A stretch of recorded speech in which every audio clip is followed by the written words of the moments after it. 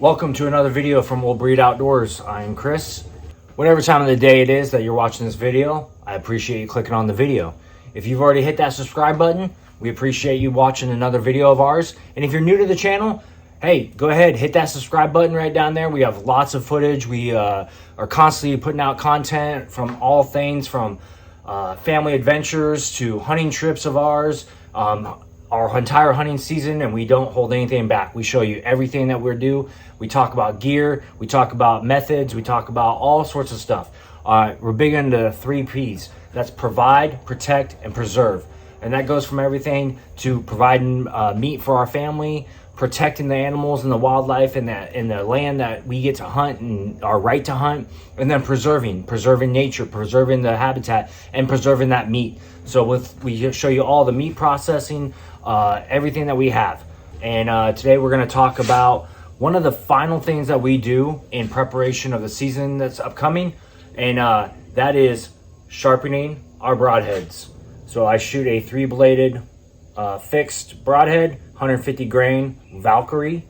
One thing, solid one-piece design, and one thing I love about these broadheads is I can shoot them over and over and over again and shoot the real thing, and then I just come back, I sharpen them up, and get them ready for hunting season. I don't have to swap out blades, I don't have to swap out broadheads, any type of thing like that. I'm shooting what I'm actually going to shoot at the deer with. And then if I am lucky and I get to shoot a deer, I can then take that same arrow, same broadhead, as long as it's not too beat up and too damaged, and I can sharpen it up and shoot it at another animal. I plan on trying to do that this year with the arrow I shot the coos deer with. It was salvageable. The broadhead looks perfect also. I'm just going to clean it up a little bit and then go ahead and shoot it again. I've already shot into a target out here at 40 yards, and it hits exactly where all the other ones hit. So I know the arrow's good. I know the broadhead's good. I'm just going to sharpen them up and hit another animal with it.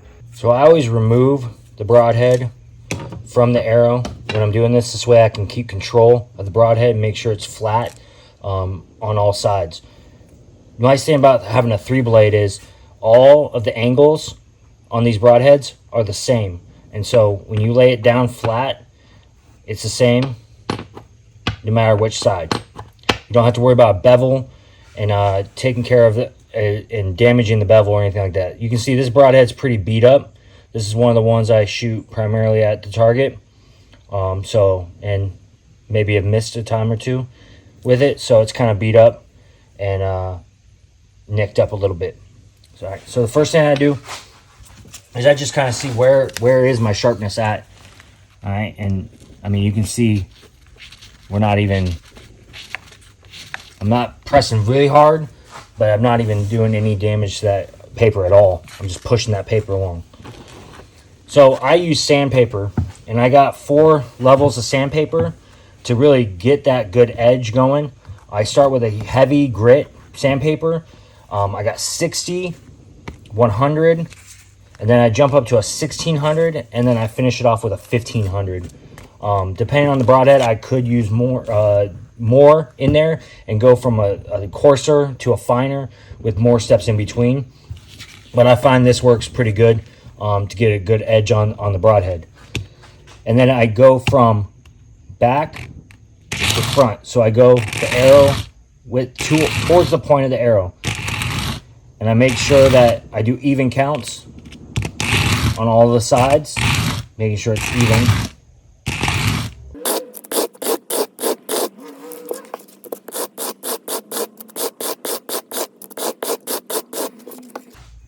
Now I might have to go through this one again, just because it's so beat up. But we'll see how it looks after I check it. One of the final things I do is I take the leather strop just to kind of polish it off. I got a coarse side and a smooth side. Take the coarse side, take some buffing compound, spread it along there. And then I go reverse. I go from back to front when I polish these. And then I don't use any buffing compound on the smooth side.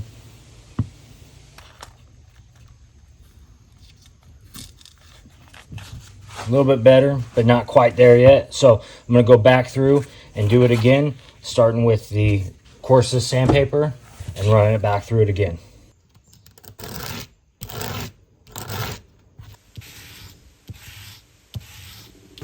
And you can see when I'm all done with the broadhead, that paper just slides right through. And as you can see, that final product, that paper just slides right through. It's kind of difficult because there was no, the arrow just the broadhead wants to slide with it. But I mean, that nice and clean broadhead, nice and sharp, that paper just slides right through over the top of it. So then I can screw it back in the shaft and ready to go out there and shoot it at a deer. So I appreciate you guys watching the video and clicking on it and watching the whole thing. You know, it helps us out and everything that we do. So if you could, you know, drop a comment down there. You know, what kind of broadheads do you use, and do you resharpen your broadheads, and how do you do yours?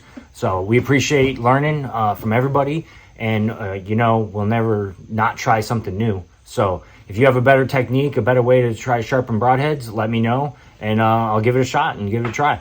So, but if not, maybe you can try this. All right. Like I said, I use the Valkyrie broadheads. Garrett uses the Grizzly Stick broadheads, and both of us love them, and really don't plan on trying to shoot anything else. But yeah, if you could, hit the subscribe button if you haven't already, and we appreciate it. And if you're already out hunting, good luck, and hopefully you're out there getting them. If not, hopefully you're going to get out there soon and start getting them.